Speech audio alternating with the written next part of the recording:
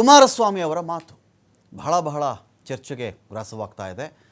BJP ಜೊತೆಯಲ್ಲಿ ಮೈತ್ರಿ ಮಾಡಿಕೊಂಡಿರೋದು ಹೌದು, ಆದರೆ ಕೇವಲ 2 ಸೀಟಿಗೋಸ್ಕರವಾಗಿ ನಾವು ಮೈತ್ರಿ ಮಾಡಿಕೊಳ್ಳಬೇಕಾಗಿತ್ತಾ? ಟಿಕೆಟ್ಗಳ ವಿಚಾರದಲ್ಲಿ ನಮಗಿನ್ನೂ ಕೂಡ ಸ್ಪಷ್ಟನೆ ಸಿಗ್ತಾ ಇಲ್ವಲ್ಲ ಅಂತ ಒಂದು ವಿಷಯ ಇದೆ. ಅಟ್ ದ ಸೇಮ್ ಟೈಮ್ ಇನ್ನೊಂದು ಕಡೆ ಅಮಿತ್ ಶಾ ಅವರು ಹೇಳ್ತಾ ಇದ್ದಾರೆ ಕುಮಾರಸ್ವಾಮಿ ಅವರು ಎಲ್ಲಿ ನಿಂತ್ಕೊಳ್ಬೇಕು ಅಂತ. ಕರ್ನಾಟಕ ರಾಜ್ಯದ ಮಾಜಿ ಮುಖ್ಯಮಂತ್ರಿಗಳು, ಸಚಿವರಾಗಿ ಕೂಡ ಕೆಲಸ ಮಾಡಿರ್ತಕ್ಕಂಥ ವ್ಯಕ್ತಿ, ನನ್ನ ಪಕ್ಷದ ರಾಜ್ಯಾಧ್ಯಕ್ಷರು, ಇದೆಲ್ಲ ಆದ ಮೇಲೆ ಮೈತ್ರಿಯಾಗಿರುವ ಪಕ್ಷದ ಕಡೆಯಿಂದ ಕುಮಾರಸ್ವಾಮಿ ಅವರು ಎಲ್ಲಿ ನಿಂತುಕೊಳ್ಳಬೇಕು ಎನ್ನೋ ಬಗ್ಗೆ ಸಲಹೆ ಬರಬೇಕಾ, ಅಥವಾ ಕುಮಾರಸ್ವಾಮಿ ಅವರಿಗೆ ಕಮಾಂಡ್ ಇದ್ದು ಇಂತಿಂಥ ಕ್ಷೇತ್ರ ನಮಗೆ ಬಿಟ್ಕೊಟ್ಬಿಡಿ ಅಂತ ಕೇಳಬೇಕಿತ್ತ? 2 ಕ್ಷೇತ್ರದ ಆಚೆಗೆ ಮಾತೇ ಬರ್ತಿಲ್ವಲ್ಲ ಹೈಕಮಾಂಡ್ ಕಡೆಯಿಂದ ಅಂತ ಒಂದು ಭಾಗ ಇದೆ. ಇನ್ನೊಂದು ಕಡೆ ನಾವು ಚೆಕ್ ಮಾಡಿದ್ರೆ ಈ ಮೈತ್ರಿ ಆದ ಮೇಲೆ ಕುಮಾರಸ್ವಾಮಿ ಅವರಿಗೆ ಅಸಮಾಧಾನ ಇದೆಯಾ, ಏನಾದರೂ ಬೇಸರ ಇದೆಯಾ ಅವ್ರಿಗೆ? ಇನ್ನೊಂದು ಕಡೆ ಅವರೇ ಹೇಳ್ತಾರೆ ಇಲ್ಲ ನಾವು ಈ ಮೈತ್ರಿ ಮಾಡಿಕೊಳ್ಳೋದಕ್ಕೆ ಡಿ ಕೆ ಶಿವಕುಮಾರ್ ಅವರೇ ಕಾರಣ. ಡಿ ಕೆ ಶಿವಕುಮಾರ್ ಅವರು ಮಾಡಿದ್ದಾರೆ. ಬಿ ಜೆ ಪಿ ಜೊತೆಯಲ್ಲಿ ಕುಮಾರಸ್ವಾಮಿ ಅವರು ಹೋದ್ರಲ್ಲಪ್ಪ, ಇದು ಆತ್ಮಹತ್ಯೆ ಯತ್ನ ಅಂತ, ಸ್ಯೂಸೈಡ್ ಅಟೆಂಪ್ಟ್ ಅಂತ, JDSನ ಆತ್ಮಹತ್ಯೆ ಯತ್ನ ಇದು ಅಂತ ಅವರು ಮಾತಾಡ್ತಾರೆ. ಹಾಗಾದರೆ JDS ಪಕ್ಷವನ್ನು BJP ಸರಿಯಾಗಿ ನಡೆಸಿಕೊಳ್ತಾ ಇಲ್ವಾ? ಅವರ ಸೀಟ್ಗಳ ವಿಚಾರದಲ್ಲಿ ಚೌಕಾಶಿ ಇನ್ನೂ ಕೂಡ ಮಾಡಿಕೊಂಡೇ ಬರ್ತಾ ಇದೆಯಾ? 2 ಕ್ಷೇತ್ರಗಳಿಗೆ ಅವರನ್ನ ಸೀಮಿತಗೊಳಿಸುವಂತಹ ಉದ್ದೇಶ ಏನಾದರೂ BJPಗೆ ನಿಜವಾಗ್ಲೂ ಇದೆಯಾ? ಅಥವಾ ಕುಮಾರಸ್ವಾಮಿ ಅವರು ಇನ್ನೂ ಹೆಚ್ಚಿನ ಸೀಟ್ಗಳು ಸಿಗಲಿ ತನಗೆ ಅನ್ನೋ ಕಾರಣಕ್ಕೆ ಈ ರೀತಿ ಈಗ ಮಾತಾಡ್ತಾ ಇದ್ದಾರಾ?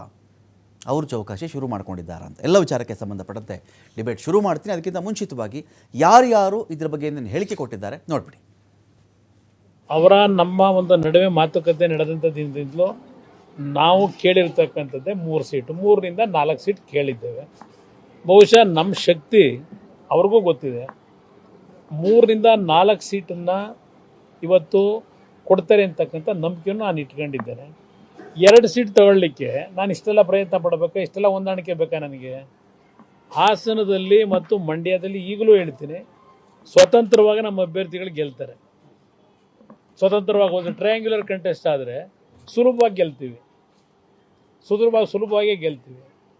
ಆದರೆ ನಾನು ಹೇಳ್ತಾ ಇದ್ದೀನಲ್ಲ, ನಮ್ಮ ಪ್ರಮುಖರೇನು ಚರ್ಚೆ ಮಾಡಿದ್ದಾರೆ, 18 ಲೋಕಸಭಾ ಕ್ಷೇತ್ರ BJP ನಾಯಕರುಗಳಿಗೆ ಇವತ್ತು ನೀವು ಸಂದೇಶ ಕೊಡಬೇಕು ಅಂತಕ್ಕಂಥದ್ದನ್ನೇ ಹೇಳಿದ್ದಾರೆ. ಇವತ್ತು ಹಲವಾರು ಕ್ಷೇತ್ರಗಳಲ್ಲಿ ನಮ್ಮ ಪಕ್ಷದ ಸ್ಟ್ರೆಂತ್ ಏನಿದೆ ಅದು ಧಾರೆ ಎರೆದ್ರೇ ಇವತ್ತು BJPಗೆ ಪ್ಲಸ್ ಪಾಯಿಂಟ್ ಇರೋದಿಲ್ಲ. ಕರ್ನಾಟಕದ ನಿನ್ನೆ ದಿನ ನಮ್ಮ ರಾಷ್ಟ್ರೀಯ ನಾಯಕರ ಜೊತೆ ಚರ್ಚೆ ಮಾಡಿದ್ದಾರೆ, ರಾತ್ರಿ ದೂರವಾಣಿ ಮೂಲಕ ಚರ್ಚೆ ಮಾಡಿದ್ದಾರೆ. ನಮ್ಮ ರಾಷ್ಟ್ರೀಯ ನಾಯಕರು ಚರ್ಚೆ ಮಾಡಿದ ನಂತರ ನಾನು ಸ್ವತಃ ಮಾಜಿ ಪ್ರಧಾನಮಂತ್ರಿಗಳಾಗಿರ್ತಕ್ಕಂಥ ಸನ್ಮಾನ್ಯ ಶ್ರೀ ದೇವೇಗೌಡಜಿ ಅವರ ಜೊತೆಲೂ ಕೂಡ ದೂರವಾಣಿ ಮುಖೇನ ನಾನು ಚರ್ಚೆ ಮಾಡಿದ್ದೇನೆ. ಮಾನ್ಯ HD ಕುಮಾರಸ್ವಾಮಿ ಅವ್ರಿಗೂ ಸಹ ಬೆಳಗ್ಗೆ ಮಾಹಿತಿಯನ್ನು ನೀಡಿದ್ದೇನೆ. ಹಾಗೆ ನನಗೆ ವಿಶ್ವಾಸ ಇದೆ, ಎಲ್ಲ ಒಟ್ಟಾರೆಯಾಗಿ ಎಲ್ಲ ಚರ್ಚೆಗಳು ಸರಿ ಹೋಗ್ತದೆ. ಅವ್ರಿಗೂ ಕೂಡ ಸಮಾಧಾನ ಆಗೋ ರೀತಿಯಲ್ಲಿ ನಮ್ಮ ರಾಷ್ಟ್ರೀಯ ನಾಯಕರು ಒಂದು ತೀರ್ಮಾನವನ್ನು ಮಾಡ್ತಾರೆ ಅನ್ನೋ ವಿಶ್ವಾಸ ನಮಗೂ ಕೂಡ ಇದೆ. ಇದು ನಮಗೆ ಮೊದಲಿಂದಲೂ ಇದು ಗೊತ್ತಿರೋ ವಿಚಾರ. ನನಗೆ ಯಾವಾಗ ದೇವೇಗೌಡರು ಯಾಕೆ ಅವರ ಅಳಿನ BJP ಸಿಂಬಲಲ್ಲಿ ನಿಲ್ಲಿಸಿದ್ರು, that was the first suicide attempt of JDS. ಅದು ನಾನು ಎಕ್ಸ್ಪೆಕ್ಟ್ ಮಾಡಿರಲಿಲ್ಲ. ಅಲಯನ್ಸ್ ಮೇಲೆ ಎಲ್ಲರೂ ಓಟ್ ಹಾಕಲೇಬೇಕಾಗಿತ್ತು, ಬಟ್ ಅವ್ರ ಪಕ್ಷಕ್ಕೆ ಒಂದು ದೊಡ್ಡ ಮುಜುಗರ ಉಂಟಾಗಿದೆ. ನಾನು ಅದಕ್ಕೆ ಇಂಟರ್ಫಿಯರ್ ಹಾಕಿ ಇಷ್ಟ ಇಲ್ಲ.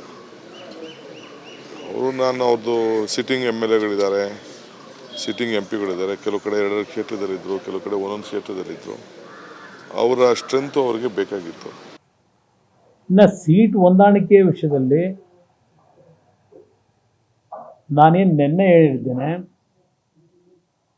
ನಾವು ಪ್ರಾರಂಭಿಕ ಹಂತದಿಂದಲೂ 3 ಸ್ಥಾನಗಳನ್ನು ಕೇಳಿದ್ದೇವೆ ಅಂತಕ್ಕಂಥದ್ದು.